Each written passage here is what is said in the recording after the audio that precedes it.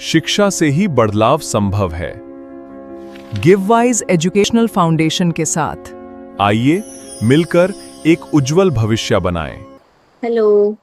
कल last class में हम लोग ने यही क्वेश्चन पे छोड़ा था। इसका आंसर अभी आया नहीं है। सॉल्व करके इसका आंसर बताइए, फिर हम लोग नेक्स्ट क्वेश्चन पे चलते हैं।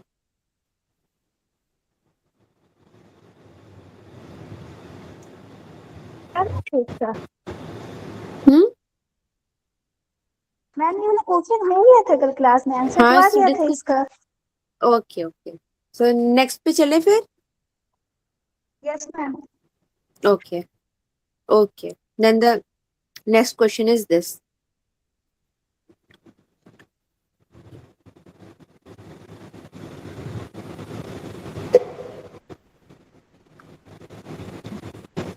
मैम ये ना मेरे को थोड़ा ब्लरी दिख रहा है, आप इसको रिपीट कर सकते हो क्वेश्चन को? क्वेश्चन को रिपीट कर दे। यस मैम, एक बार आप बता दो। ओके, मैं डिक्टेट कर देती हूँ, आप नोट कर लो। No issue. Okay okay ma'am. Okay, the quantity of a charge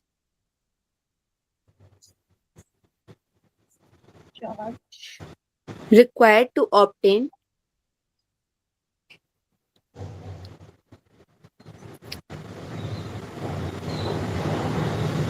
1 mole of aluminum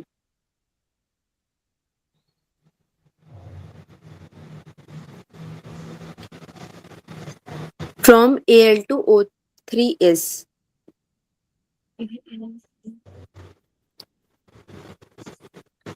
ma'am options भी रिपीट कर दो। हाँ, okay, no issue no issue. 1F, first option is 1F, second option is 6F, third option is 3F and the last option is 2F। Okay ma'am. Okay,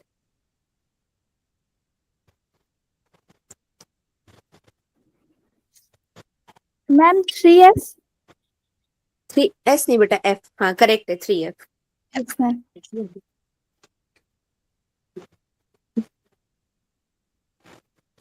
okay, और सबका आया? Ma'am 3F ही है। हाँ हाँ, 3F ही है बेटा, correct है answer. Okay ma'am. Okay, चलिए आगे हम लोग नेक्स्ट क्वेश्चन पे फिर। Yes ma'am. कि अभी कोई कर रहा है या फिर किसी को डाउट है कि ये कैसे आया?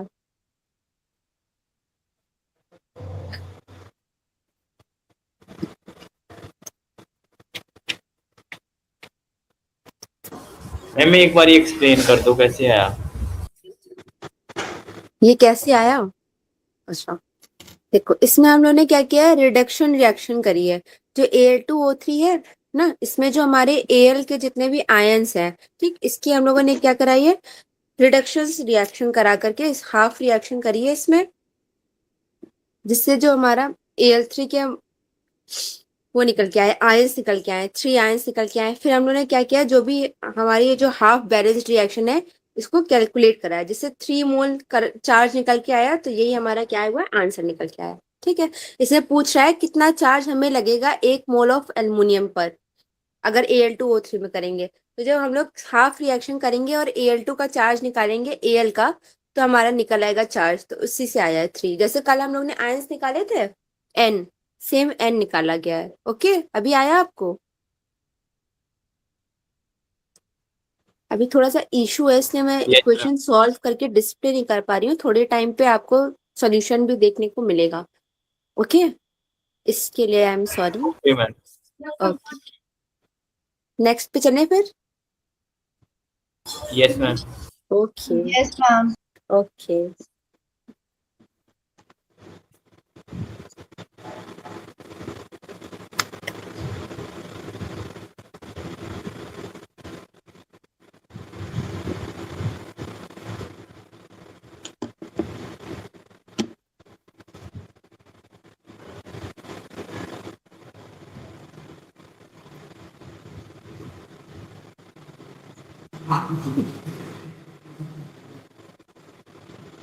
मैम 1 करेक्ट, करेक्ट है 1।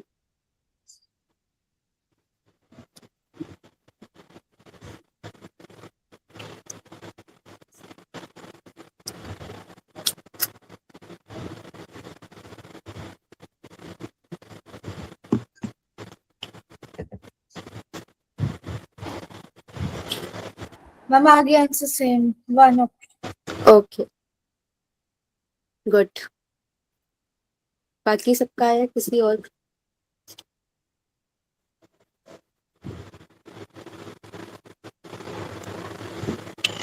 आ गया सबका? लोग चले आगे नेक्स्ट पर, क्या भी कोई कर रहा है?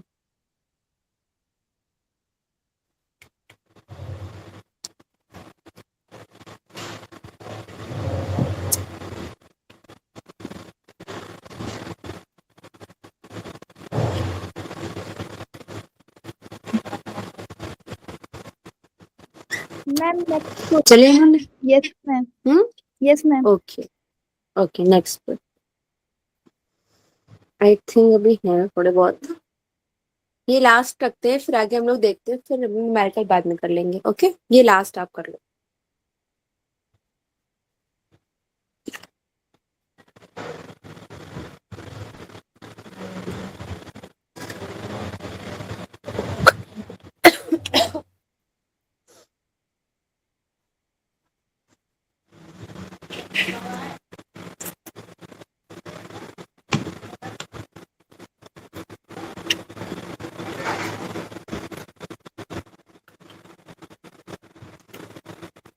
हम एक बार वो क्वेश्चन दिखाना, वो जो हाँ हाँ एक second sorry sorry,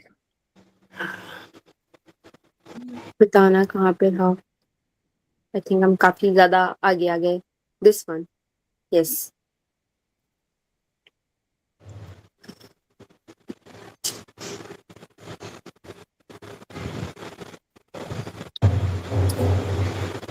ma'am I guess इसका सी नंबर आंसर आ रहा है 9650। 50 करेक्ट, वेरी गुड।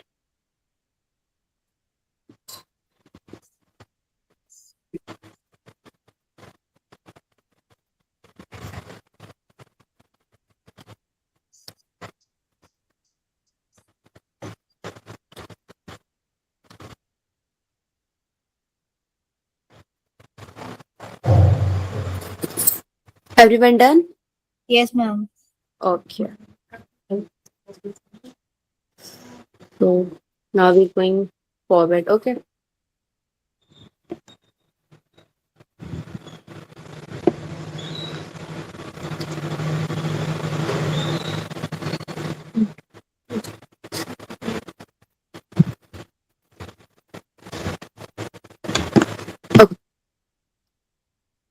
नेक्स्ट हमारी हेडिंग है प्रोडक्ट ऑफ इलेक्ट्रोलाइसिस। ओके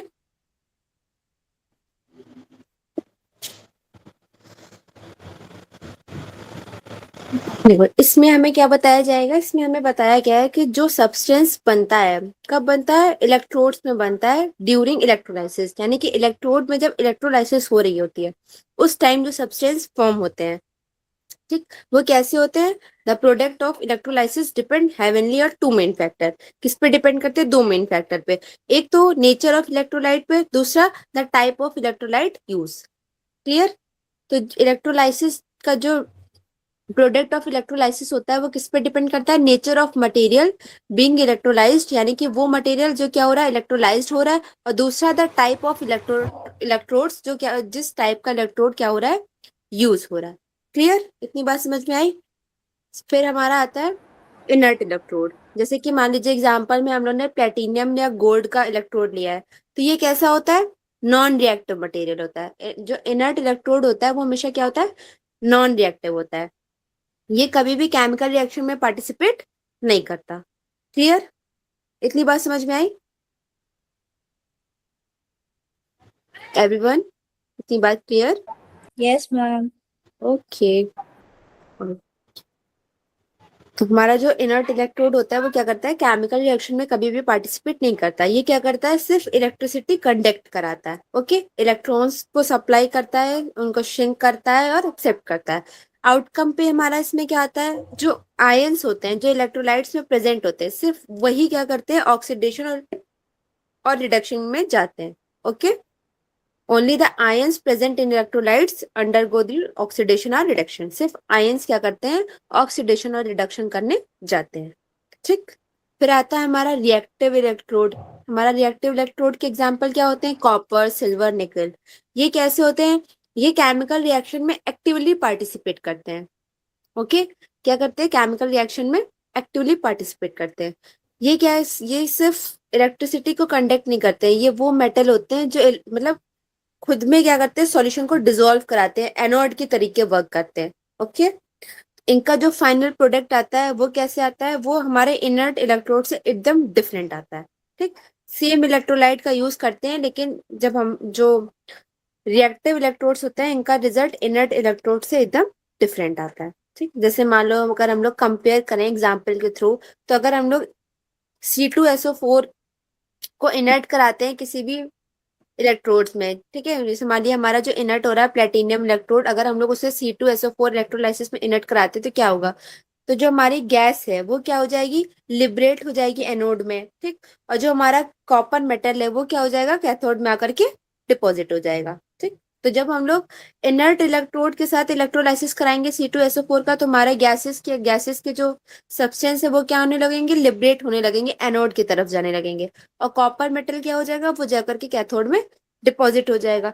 और सेम जब अगर हम लोग रिएक्टिव कॉपर के साथ अगर इलेक्ट्रोलाइसिस कराएंगे सेम C2SO4 का, तो जो कॉपर है वो क्या हो जाएगा? सॉल्यूशन में डिसॉल्व होने लगेगा और एनोड बना लेगा, और वहीं पर कॉपर जाकर के कैथोड में डिपॉजिट होने लगेगा। क्लियर? इतनी चीज समझ में आई? Yes ma'am. Product of electrolysis में किसी को किसी तरह कोई doubt? Any query?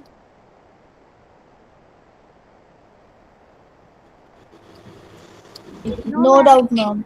Very good. Okay, now solve this question. It is might be easy question. Quick revision के लिए छोटा सा क्वेश्चन बताइए फटाक से।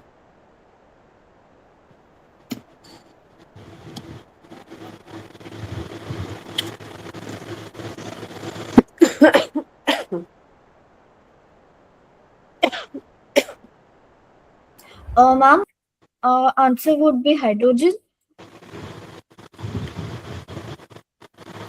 Hydrogen.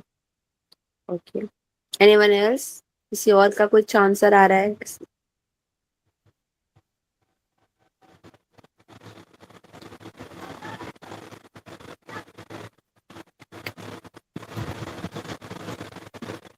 Sodium. Sodium, hydrogen. Okay, anyone else? किसी और का कुछ और?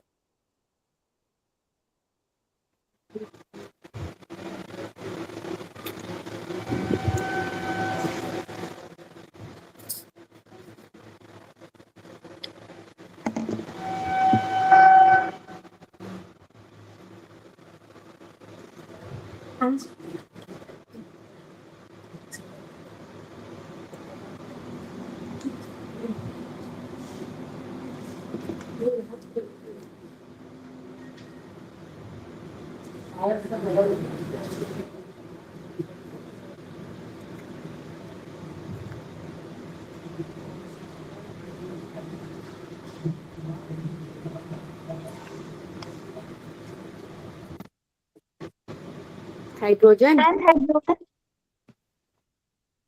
Okay, Yes, ma'am.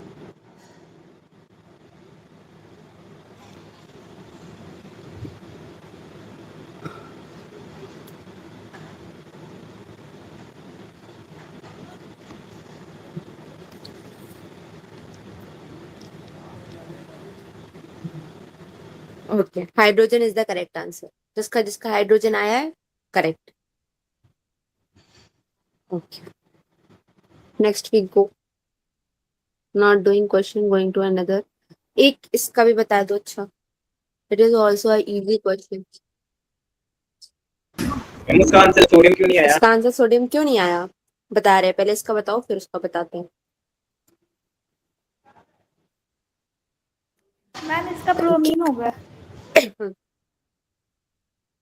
Okay, bromine is the correct answer. Ma'am same, bromine. Bromine. Okay, yes.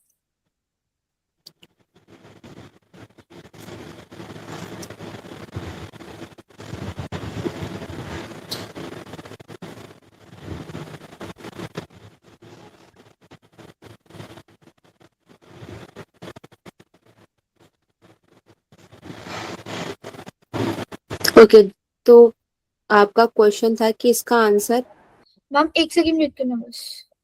हाँ वेट कर रहे हैं, ठीक है। आपका क्वेश्चन था कि इसका आंसर सोडियम क्यों नहीं आया, है ना। तो देखिए, सोल्यूशन हमारा कौन सा सोल्यूशन है, सोडियम क्लोराइड यानी कि NaCl है। तो जब इसमें कैथोड रिएक्शन होगा तो क्या होगा, रिडक्शन होगा। तो किसका रिडक्शन होगा, सोडियम आयंस का रिडक्शन होगा, ठीक, और वाटर मॉलिक्यूल्स का होगा। तो जब ये जो रिएक्शन है ये कैसी है, हाईली रिडक्शन पोटेंशियल रिएक्शन है, ठीक है। समझ में आ रही है बात। तो ये वाटर क्या होगा, रिड्यूस होगा कैथोड पर, तो क्या बनाएगा, हाइड्रोजन गैस बनाएगा। आई बात समझ में। इसलिए इसका आंसर हाइड्रोजन होगा, सोडियम नहीं होगा। सेम ब्रोमीन भी हमारा इसी तरीके से है, ठीक। ये क्या है, मॉर्टन लिड ब्रोमाइड है हमारा PbBr। जिसमें ये कैसा होता है, मॉर्टन स्टेट पर होता है, ठीक। जो लिड ब्रोमाइड होता है वो हमारा क्या होता है, मॉर्टन स्टेट पर होता है। क्लियर। अभी किसी को कोई डाउट कि इसका ये क्यों आया, उसका ये क्यों आया। मैम ये नहीं हो सकता कि हाइड्रोजन इसलिए है कि ये इलेक्ट्रोकेमिकल सीरीज में नीचे लाई करता है सोडियम से। सॉरी, क्या बोला आपने, क्या क्या किस में लाई करता है, नीचे इलेक्ट्रोकेमिकल सीरीज में सोडियम नीचे लाई करता है, इस वजह से। Yes ma'am. Hmm. Ma'am hello, हाँ बेटा बोलो। मैम अनोड पे तो ऑक्सीडेशन होता है तो लॉस ऑफ इलेक्ट्रॉन आएगा, तो मोल्टन लेड ब्रोमाइड में तो लेड लॉस ऑफ इलेक्ट्रॉन कर रहा है ना। तो ये डिसोशिएशन इन मोल्टन स्टेट है ना बेटा। मोल्टन स्टेट पे जो लिड ब्रोमाइड है, जो लिड ब्रोमाइड है वो डिसोसिएट करेगा, ठीक। तो आयंस क्या होंगे, कॉन्स्टिट्यूएंट आयंस डिसोसिएट होंगे। और एनोड रिएक्शन में जब हमारा ऑक्सीडेशन हो जाएगा तो जो हमारा पॉजिटिव इलेक्ट्रोड है उसमें क्या होने लगेगा, ऑक्सीडेशन होने लगेगा। और हमारा जो ब्रोमाइड है, वो जो ब्रोमाइड के आयंस है वो क्या होने लगेगा कि निगेटिवली चार्ज होने लगेंगे। और अगर निगेटिवली चार्ज होंगे तो अट्रैक्ट होंगे एनोड की तरफ, तो हमारा क्या होगा, इलेक्ट्रॉन लूज होगा, ऑक्सीडाइज फॉर्म बनेगी। तो जो ब्रोमाइन है वो हमारा ब्रोमीन गैस में कन्वर्ट हो जाएगा। क्लियर।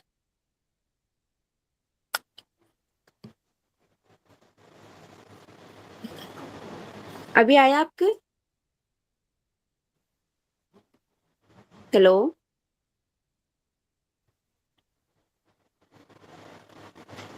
बोलो बोलो, hello. Yes clear, ma'am. Clear कि डाउट, पढ़े आगे। Yes ma'am. ओके, जिसने ये क्योरी पूछी थी, ऑल क्लियर हाँ मैम, गया। All clear. Okay, all clear, something state at gone. Okay, हम लोगों ने कल ये डायग्राम स्टडी किया था, ओके। उसमें बताना है कि हमारे करंट का फ्लो किस तरफ जा रहा है। क्वेश्चन।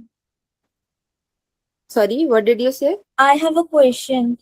Oh, ask. मैम जो प्योर वाटर है मैम वो इलेक्ट्रिसिटी कंडक्ट क्यों नहीं करता। क्या बेटा, कौन सा water, pure water. Pure water electricity conduct क्यों नहीं करता, यही बोला ना आपने। Yes ma'am. ओके,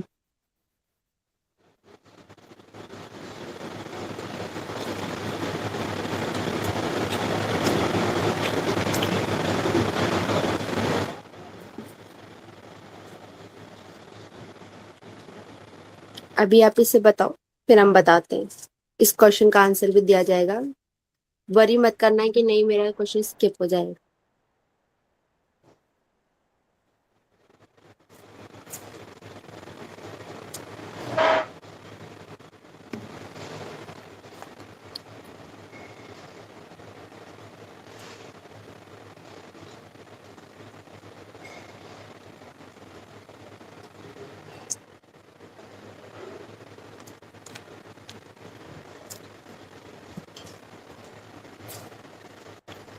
मैम इसमें अनोड टू कैथोड जाएगा, direction of current. Ma'am direction अगर बात करो तो ये कैथोड से एनोड जाएगा। इलेक्ट्रिक करंट में ये उसमें जाएगा, एनोड से कैथोड। Okay, okay. हाँ, अब ये क्वेश्चन किसका था, आपका था ना बेटा, कि प्योर वाटर इलेक्ट्रिसिटी कंडक्ट क्यों नहीं करता। Yes ma'am. ओके, तो देखो वो इलेक्ट्रिसिटी कंडक्ट इसलिए नहीं करता क्योंकि उसके जितने भी आयंस होते हैं वो क्या होते हैं, फ्री आयंस होते हैं। ओके, क्या ओके होते हैं, मैम। फ्री आयंस होते हैं, इस वजह से वो इलेक्ट्रिसिटी कंडक्ट नहीं करता। मैम वो न्यूट्रल होते हैं? हाँ तो हाँ, जो देखो जो भी हमारे क्या होते हैं, जो हमारा प्योर वाटर होता है वो हमारा डिस्टिल्ड फॉर्म में होता है, ठीक है।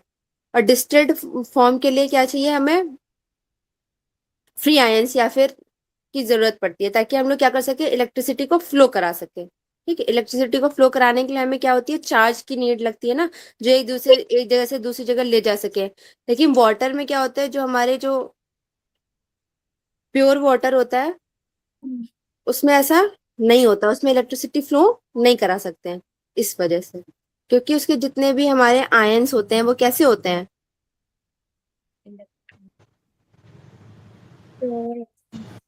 न्यूट्रल होते हैं। ओके, न्यूट्रल होते हैं। न्यूट्रल आयंस होते हैं। प्योर वाटर में हमारे आयंस कैसे होते हैं, न्यूट्रल आयंस होते हैं, इस वजह से उसमें इलेक्ट्रिसिटी प्रोड्यूस नहीं हो पाती। उसके जितने भी आयंस होते हैं वो क्या नहीं कर सकते, जब भी वाटर मतलब उसमें इलेक्ट्रिसिटी फ्लो कराएंगे तो न्यूट्रल आयंस होने की वजह से उसमें क्या नहीं हो पाता है, इलेक्ट्रिसिटी जनरेट नहीं हो पाती है। इस वजह से हमारा प्योर वाटर क्या नहीं करता, इलेक्ट्रिसिटी कंडक्ट नहीं कराता है, क्योंकि उसके जो चार्ज होते हैं उसको एक जगह से दूसरी जगह पे वो नहीं ले जा सकता। आया? Okay ma'am. Excuse me ma'am, Any इसको doubt? रिपीट कर दीजिएगा, मैं डिस्कनेक्ट हो गई थी इंटरनेट के अच्छा, आप कारण। डिस्कनेक्ट हो गई थी, कोई बात नहीं। क्वेश्चन था कि प्योर वाटर इलेक्ट्रिसिटी कंडक्ट क्यों नहीं करता है, तो प्योर वाटर में जो आयंस होते हैं वो न्यूट्रल आयंस होते हैं। ओके, वो चार्ज को एक जगह से दूसरी जगह नहीं ले जा सकते हैं, और इलेक्ट्रिसिटी प्रोड्यूस करने के लिए हमें इलेक्ट्रिसिटी के चार्जेस को एक जगह से दूसरी जगह पे फ्लो कराना होता है, जिसके लिए हमें फ्री आयंस की जरूरत होती है। इस वजह से जो हमारा प्योर वाटर है वो इलेक्ट्रिसिटी जनरेट नहीं करता। क्लियर? Yes ma'am. अभी आया? Yes ma'am. ओके, तो नेक्स्ट हमारा देखो जो टॉपिक है वो हमारा क्या है, कंडक्टेंस, जो हमारा दो पार्ट में डिवाइड होता है, एक होता है हमारा इलेक्ट्रोलाइट और एक होता है हमारा मेटेलिक। यहाँ पर जाने से पहले हमें ये बताइए कि पीछे जितना भी अभी तक हम लोगों ने डिस्कस किया है, क्लियर है आप लोग को, समझ में आया? कोई डाउट तो नहीं, किसी न्यूमेरिकल में किसी क्वेश्चन में कोई प्रॉब्लम तो नहीं? No ma'am, all clear. Okay,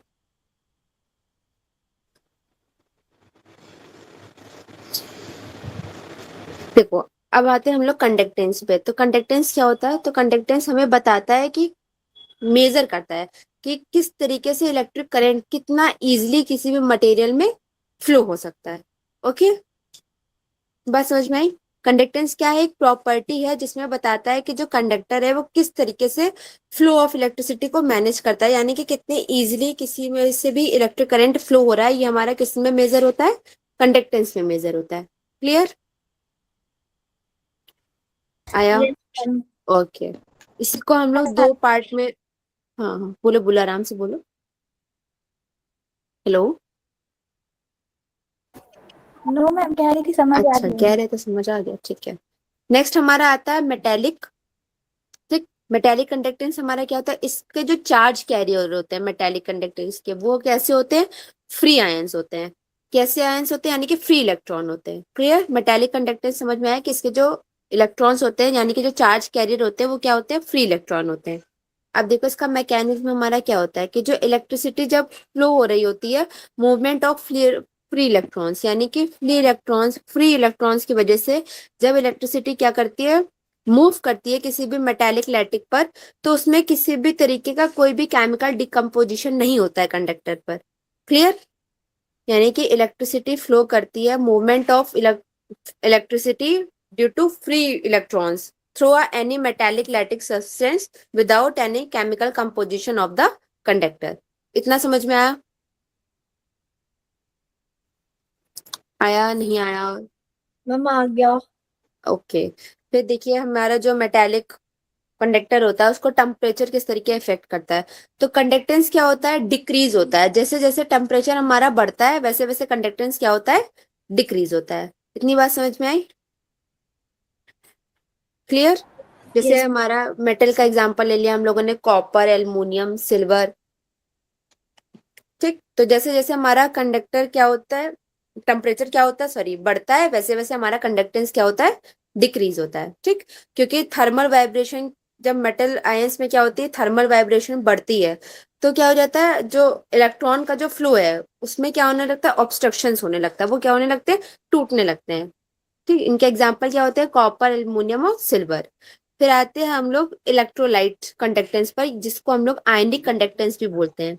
इसके चार्ज कैरियर क्या होते हैं, फ्री आयंस होते हैं, जैसे कि कैटायन और एनायन। ठीक, इसका मैकेनिज्म हमारा क्या होता है, इसमें क्या होती है, इलेक्ट्रिसिटी फ्लो करती है हमारी मॉल्टन सॉल्ट या फिर एक्वस सॉल्यूशन पे। ठीक, क्लियर। Yes ma'am. और इसके जो चार्ज पार्टिकल्स होते हैं वो क्या होते हैं, एक दूसरे के अपोजिट डायरेक्शन में चलते हैं। अब देखो इसमें क्या होता है, इसमें जैसे जैसे टेम्परेचर बढ़ता है वैसे वैसे क्या होता है, कंडक्टेंस भी बढ़ता है, कंडक्टिविटी भी हमारी बढ़ती है। जैसे जैसे हमारा टेम्परेचर हाई होता है, इंक्रीज होता है, वैसे वैसे हमारी कंडक्टेंसी भी क्या होती है, इंक्रीज होती है। ठीक है, जैसे जैसे थर्मल एनर्जी हमारी डिक्रीज होगी, विस्कोसिटी और उसी तरीके हमारी जो आयनिक मोबिलिटी है वो क्या होगी, इंक्रीज होगी। ठीक, इसके एग्जाम्पल हमारे एक्वस सॉल्यूशन में होते हैं NaCl, CuSO4 और molten salts. Okay, clear. Yes ma'am. Okay, any doubt, किसी को कुछ, किसी भी तरीके का कोई doubt, anyone ask to want to ask something? Ma'am repeat कर दीजिएगा एक बार। रिपीट कर दें क्या चीज, मैम सेम ये जो इलेक्ट्रोलाइटिक आयन। यस मैम उसी को। ओके, तो इलेक्ट्रोलाइटिक आयंस के हमारे जो चार्ज कैरियर होते हैं वो फ्री आयंस होते हैं, जैसे कैटायन एंड एनायन। ओके, इसमें क्या होता है, इलेक्ट्रिसिटी फ्लो होता है मॉल्टन सॉल्ट्स या फिर एक्वस सॉल्यूशन में। क्लियर।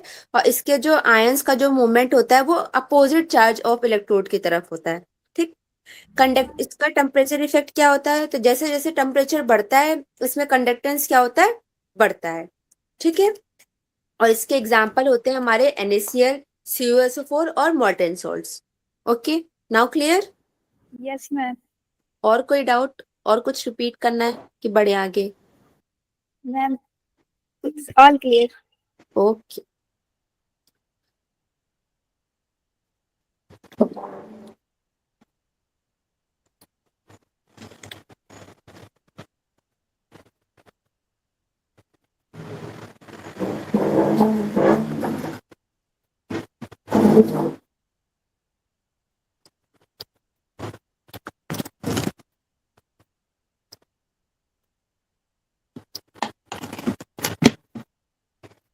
देखो इसमें हमारा क्या है, कंडक्टेंस क्या है, हमारी एक प्रॉपर्टी है कंडक्टर की, जिसमें क्या होता है, फ्लो ऑफ इलेक्ट्रिसिटी फ्लैक्चुएट करता है। ये क्या होता है, इक्वल होता है और रेसिप्रोकल होता है किसके, रेजिस्टेंस के। ठीक है, इतनी बात समझ में आई।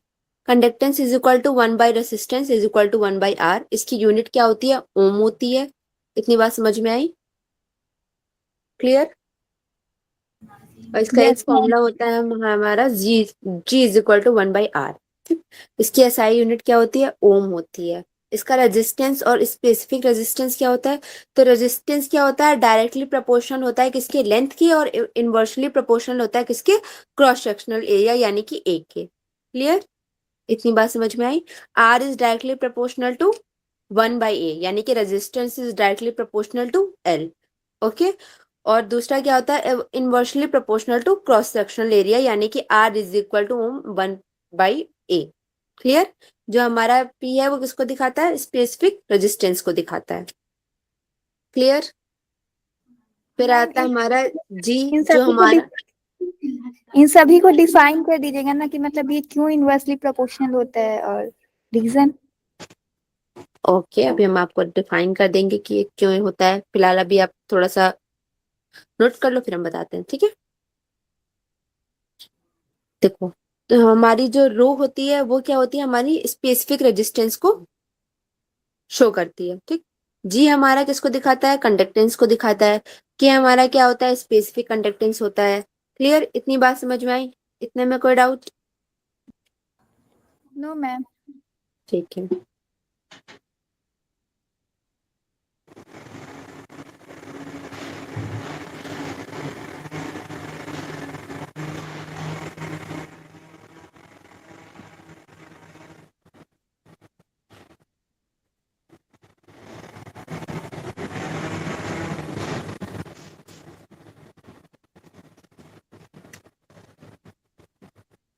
Anyone has any doubt? इतनी चीजें क्लियर हैं, किसी को कोई doubt?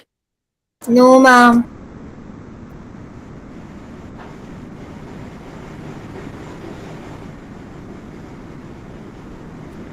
Okay,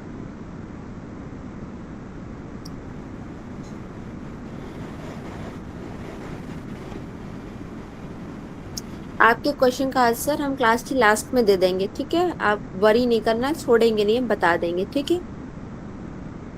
okay ma'am. Okay, next देखते हैं हमारा सेल कंटेंट क्या होता है। ओके,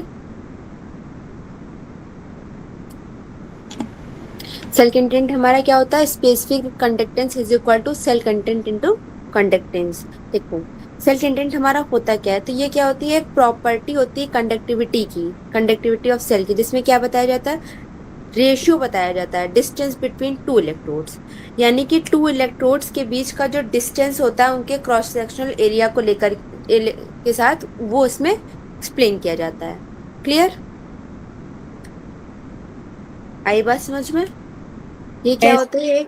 ये क्या होती है? एक प्रॉपर्टी होती है जिस कंडक्टिविटी सेल की, जो बताती है क्या? The ratio of distance between two electrodes to their cross sectional area, यानी कि दो इलेक्ट्रोड की जो डिस्टेंस होती है उनके क्रॉस सेक्शनल एरिया की, ये क्या होता है? उसका रेशियो होता है। क्लियर? इसकी यूनिट क्या होती है? सेंटीमीटर।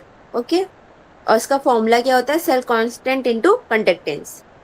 इतनी बात आई समझ में? नेक्स्ट हमारा आता है कौन कौन से फैक्टर हैं जो हमारे अफेक्ट करते हैं किसको? इलेक्ट्रोलाइट को। पीछे वाले टॉपिक में कोई डाउट, किसी को कुछ पूछना है? No ma'am. ओके, ओके नहीं।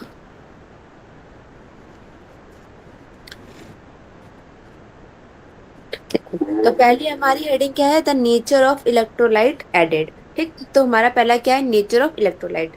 तो जो हमारे स्ट्रॉन्ग इलेक्ट्रोलाइट्स होते हैं, जैसे कि NaCl, HCl, वो क्या होते रहते हैं? पूरी तरीके से कंप्लीटली क्या हो जाते हैं? आयंस में डिसोसिएट हो जाते हैं। ठीक, और जो हमारे वीक इलेक्ट्रोलाइट्स होते हैं, जैसे कि CH3, COOH, वो क्या होते हैं? सिर्फ पार्शियली डिसोसिएट हो पाते हैं। ठीक, थोड़ा ही उनका पार्ट, उनके पूरे पार्ट का कुछ थोड़ा ही हिस्सा क्या कर पाता है? आयंस को प्रोड्यूस कर पाता है। ठीक, फिर आता है हमारा size of ions produce and their solvation. तो size of ions and solvation में हमारा क्या होता है? तो जितने ज्यादा लार्जर आयंस होते हैं वो क्या करते हैं? उतने ज्यादा ग्रेटर रेजिस्टेंस करते हैं, उतना ज्यादा सॉल्यूशन में मूव करते हैं। ठीक, और वो क्या करते हैं? आयंस को अट्रैक्ट करते हैं सॉल्वेंट की तरफ, मॉलिक्यूल्स की तरफ। उनकी जो इफेक्टिव साइज जो होती है वो भी क्या होती है? बढ़ती रहती है, और उनकी जो मोबिलिटी होती है वो क्या होती है? डिक्रीज होती रहती है। क्लियर? इतनी बात समझ में आई? तो जो लार्जर आयंस होते हैं उनके जो रेजिस्टेंस होती है वो भी क्या होती है? ज्यादा होती है। वो सोल्यूशन में क्या करते हैं? मूव करते रहते हैं, हेवनली सॉल्वेटेड होते हैं। ठीक है, यानी कि जितने भी हेवनली सॉल्वेटेड आयंस होते हैं उनको अट्रैक्ट करते हैं सॉल्वेंट मॉलिक्यूल्स की तरफ, और इनकी जो इफेक्टिव साइज होती है वो क्या होती है? बढ़ती रहती है, और इनकी जो मोबिलिटी और कंडक्टेंस से होती है वो क्या होती है? रिड्यूस होती रहती है, यानी कि कम होती रहती है। फिर आता है हमारा nature of solvent and viscosity. तो जो हमारे सॉल्वेंट होते हैं वो कैसे होते हैं? हाईली पोलर होते हैं। ठीक, ये क्या करते हैं? हाई डिग्री ऑफ आयनाइजेशन को प्रमोट करते हैं। ठीक, जो हाईली सॉल्वेंट विस्कोसिटी होती है वो क्या करती है? ड्रैग बनाती है, क्रिएट करती है। क्या करती है? ड्रैग क्रिएट करती है। किसके अगेंस्ट? मूविंग आयंस के अगेंस्ट, जिन और इनका कंडक्टेंस कैसा होता है? लोअर होता है। इतने 3 पॉइंट क्लियर? Yes ma'am. इसमें से कोई पॉइंट है जो किसी को नहीं आया, कहीं पर रह गया, या फिर कोई चाहता है रिपीट कर दें? Ma'am in short, ma'am sorry ma'am, but in short repeat कर दीजिएगा ना, एक्चुअली आज मेरे इंटरनेट इशू बहुत है तो। ओके, कौन सा पॉइंट रिपीट कर दे? आप बताओ। तीनों को शॉर्ट में कर दीजिएगा ना, थोड़ी आवाज आ रही है, थोड़ी आवाज मतलब कट हो अच्छा जा रही है। ठीक है, ठीक है, ठीक है, कोई बात नहीं। जहां से कट हो दोबारा वहां से बता देना, ठीक है? देखो, पहला पॉइंट देखो शॉर्ट में। तो हमारा नेचर ऑफ इलेक्ट्रोलाइट क्या होता है? तो जो स्ट्रॉन्ग इलेक्ट्रोलाइट होते हैं उनके आयंस क्या होते हैं? कंप्लीटली डिसोसिएट हो जाते हैं। जो वीक इलेक्ट्रोलाइट होते हैं उनके जो आयंस होते हैं वो क्या होते हैं? पार्शियली डिसोसिएट होते हैं, यानी कि पूरी तरीके से डिसोसिएट नहीं हो पाते हैं। सेकेंड पॉइंट हमारा आता है size of ions and solvation. तो जो जिन आयंस का साइज क्या होता है? बड़ा होता है, उनका रेजिस्टेंस भी क्या होता है? बड़ा होता है। वो सोल्यूशन में क्या करते हैं? मूव करते रहते हैं। समझ में आया? और जो हाईली सॉल्वेटेड आयंस होते हैं उनको क्या करते हैं? अट्रैक्ट भी करते हैं। क्लियर? इतनी बात समझ में आई? Yes ma'am. उसके बाद जो नेचर ऑफ सॉल्वेंट और विस्कोसिटी होता है, तो जो हाईली पोलर सॉल्वेंट होते हैं वो क्या करते हैं? हाई डिग्री ऑफ आयोनाइजेशन को प्रमोट करते हैं। ठीक, विस्कोसिटी क्रिएट करते हैं। तो तीनों पॉइंट को शॉर्ट में कर दिया। अभी क्लियर? Yes ma'am. अभी हम लोग फोर्थ पॉइंट पे चले। Yes ma'am. और किसी को चाहिए कोई पॉइंट रिपीट करना या कोई मिस हो गया? पॉइंट एक बार रिपीट करना। कौन सा बेटा, लास्ट वाला? यस मैम, टेम्परेचर का। टेम्परेचर? ओके, एक बार देखते हैं। वैसे तो हमने टेम्परेचर आई थिंक मेंशन नहीं किया। ठीक है, लास्ट हमारा है nature of solvent and viscosity वाला। ठीक है, तो इसमें क्या होते हैं, हाईली पोलर सॉल्वेंट होते हैं जिनकी जो आयनाइजेशन की डिग्री होती है वो भी हायर होती है। ठीक, ये कैसे होते हैं, विस्कोसिटी में भी हायर सॉल्वेंट होते हैं। ये क्या करते हैं, ड्रैग क्रिएट करते हैं। मूविंग आयंस के अगेंस्ट क्या करते हैं, ड्रैग क्रिएट करते हैं, जिनकी कंडक्टेंस क्या होती है, कम होती है। अभी समझ में आया? Yes ma'am.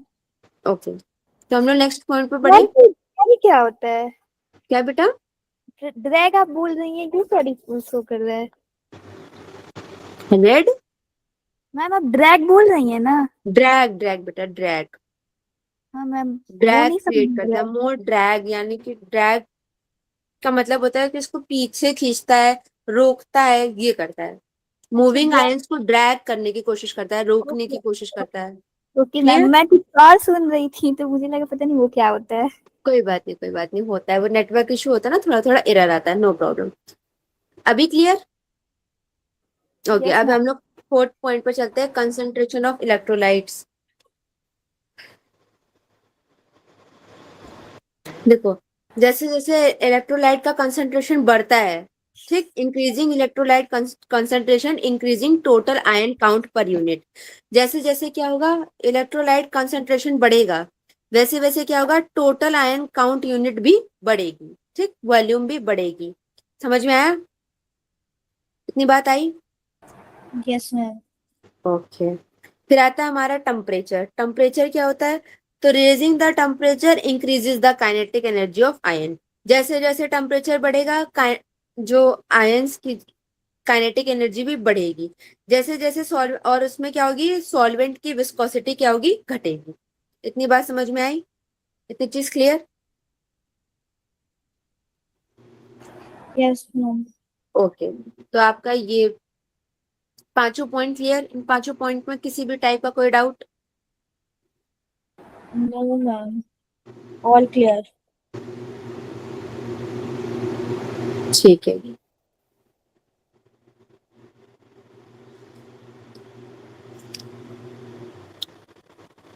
नेक्स्ट पॉइंट पे देखते हैं, फिर इसके आगे बढ़े।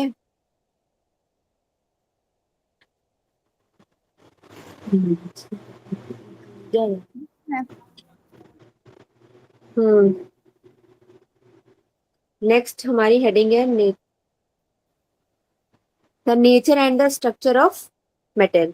ओके, इसमें हम लोग किसकी बात करेंगे, स्ट्रक्चर और नेचर जो होता है हमारा मेटल का, जो इसमें यूज करते हैं, उसके बारे में डिस्कस करेंगे। ठीक है, देखो क्या होता है, the arrangement of metal ions in the क्रिस्टलैटिक and the density of metal affect. देखो, स्ट्रक्चर और नेचर जो होता है हमारा मेटल का, वो क्या करता है, जो जो मेटल्स आयन का जो अरेंजमेंट होता है हमारा क्रिस्टलैटिक में, उनकी जो डेंसिटी होती है, वो क्या करती है, अफेक्ट करती है किसको, मेटल को। और जो फ्री इलेक्ट्रॉन होते हैं वो क्या करते हैं, बिना किसी कोलाइजन के क्या करते हैं, इजिली फ्लो करते हैं। इतनी बात समझ में आई?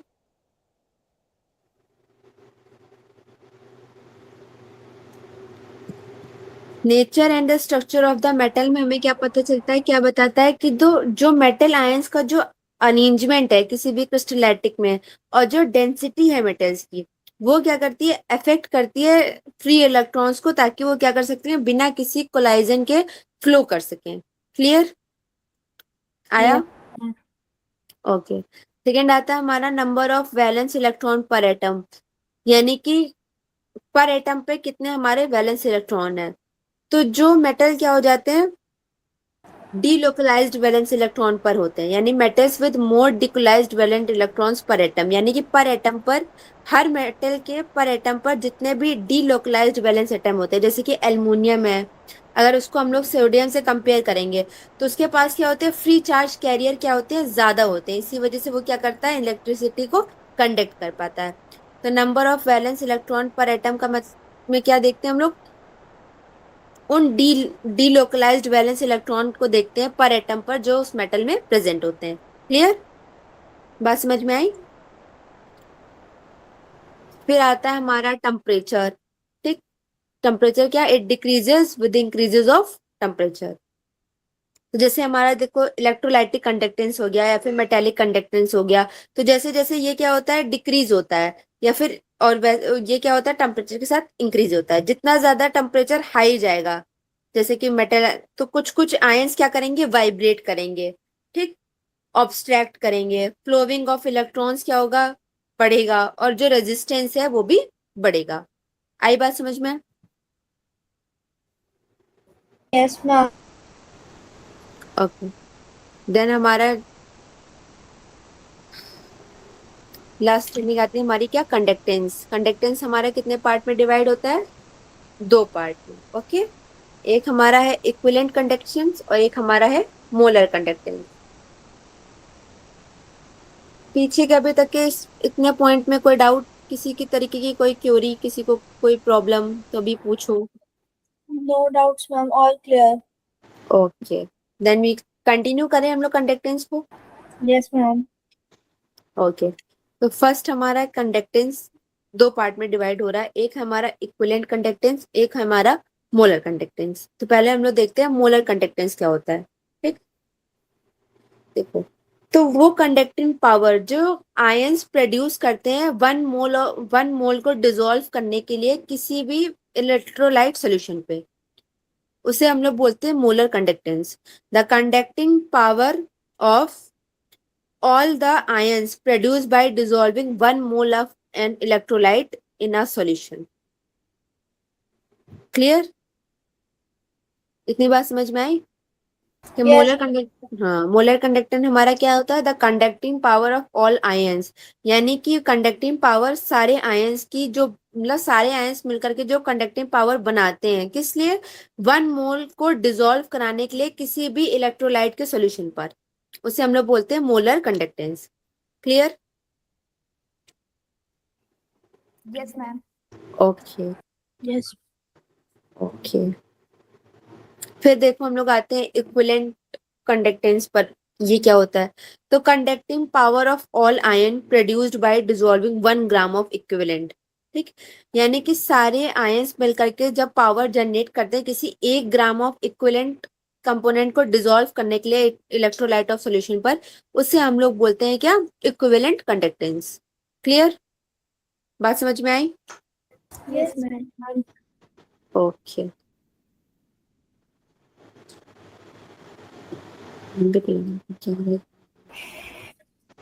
देखो ये हमारी क्या दी हुई है, इक्विवेलेंट कंडक्टेंस की प्रूविंग दी हुई है। क्या कोई मतलब ठीक से दिख रहा है, किसी को इशू तो नहीं हो रहा? No ma'am. ओके,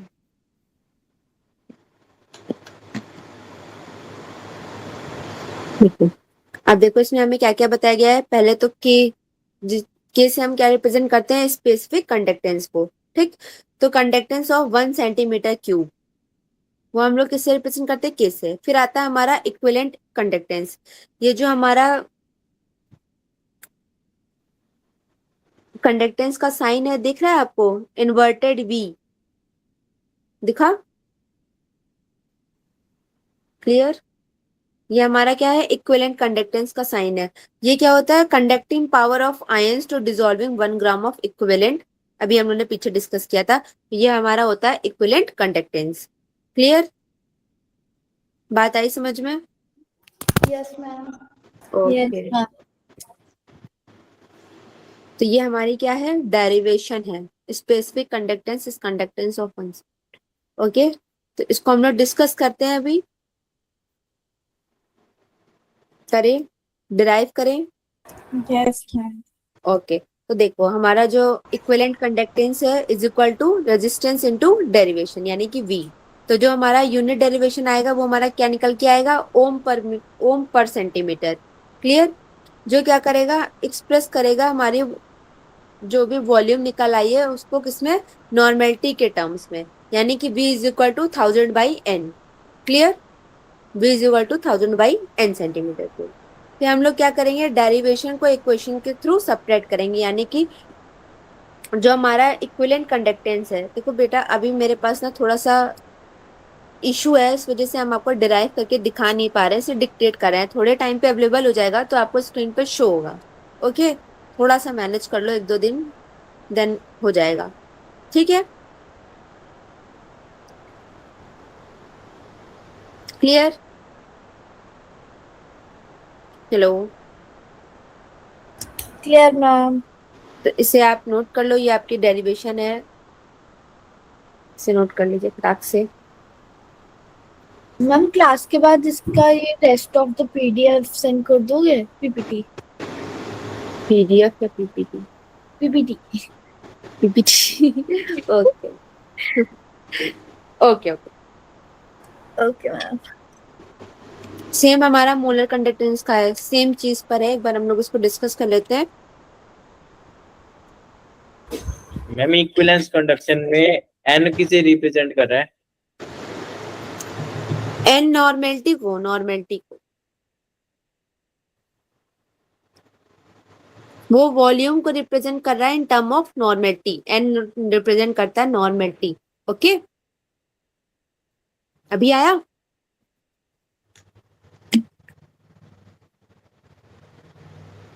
पूछने के बाद बोला तो करो बेटा कि हाँ आया, नहीं आया, सुना नहीं सुना। हाँ ठीक है, अब देखो हमारा मोलर कंडक्टेंस।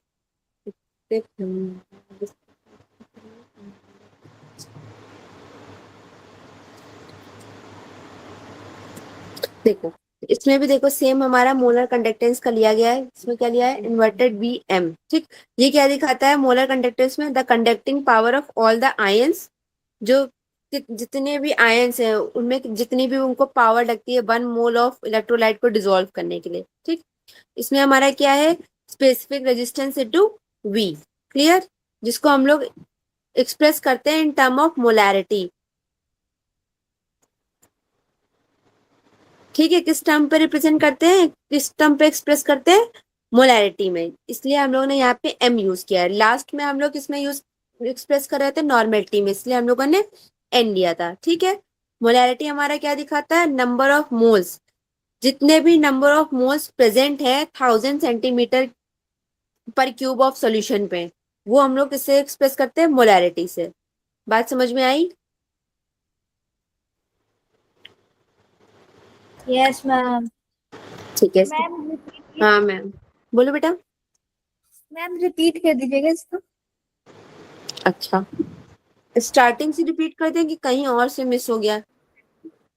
मैम स्टार्टिंग से कर दीजिए। आज बताइए ना, मेरा बहुत इंटरनेट इशू है, इस वजह से ना टॉपिक इधर उधर हो जा रहे हैं। कोई बात नहीं, कोई बात नहीं, इधर उधर हो गया, इसे इधर उधर से पकड़ो। देखो अच्छा स्टार्टिंग से देखो, जो हमारा स्पेसिफिक कंडक्टेंस है वो क्या है, हमारा के। ठीक है, और इसमें हमारा जो एक्सप्रेशन, जो हमारे वॉल्यूम को एक्सप्रेस कर रहा है वो हमारा क्या है, मोलैरिटी। ठीक है, तो स्पेसिफिक कंडक्टेंस इनटू डेरिवेशन। ठीक, तो V हमारा क्या आया, V is equal to 1000/m। m हमारा क्या है, मोलैरिटी। और फिर हमारा जो equivalent conductance M is equal to K into 1000/m, यानी कि हम लोग स्पेसिफिक कंडक्टेंस की वैल्यू रखेंगे बाई 1000 इंटू m, यानी कि मोलैरिटी। समझ में आया? Yes, अभी ma'am. आया? यस मैम, आ सब रहा है। कोई डाउट लगे तो पूछ लेना प्लीज ना। बाकी थोड़े टाइम में आपको डेरिवेशन और न्यूमेरिकल जो आपको नहीं आएंगे वो सॉल्व होते हुए स्क्रीन पे दिखाई देंगे, बस थोड़े टाइम का इशू है, क्योर हो जाएगा। नेक्स्ट देखो हमारा क्या है, measurement of the conductivity of ionic solution. ठीक है, तो इसमें देखो हमारे दो मेन चीजें हैं, एक तो हमारा इलेक्ट्रोलाइसिस है और एक हमारा क्या है, कनेक्शन इशू है। दो पे हम लोग बात करेंगे। ठीक, measurement of conductivity of ionic solution में हम लोग क्या करेंगे, दो चीजों पे बात करेंगे। जो दो मेन हमारी प्रॉब्लम है इसमें वो हमारी क्या है, एक तो हमारा इलेक्ट्रोलाइसिस है यानी कि चेंजिंग कंपोजिशन, और एक हमारा क्या है, कनेक्शन इशू है। तो फर्स्ट ऑफ ऑल देखते हैं हमारा कि इलेक्ट्रोलाइसिस क्या है।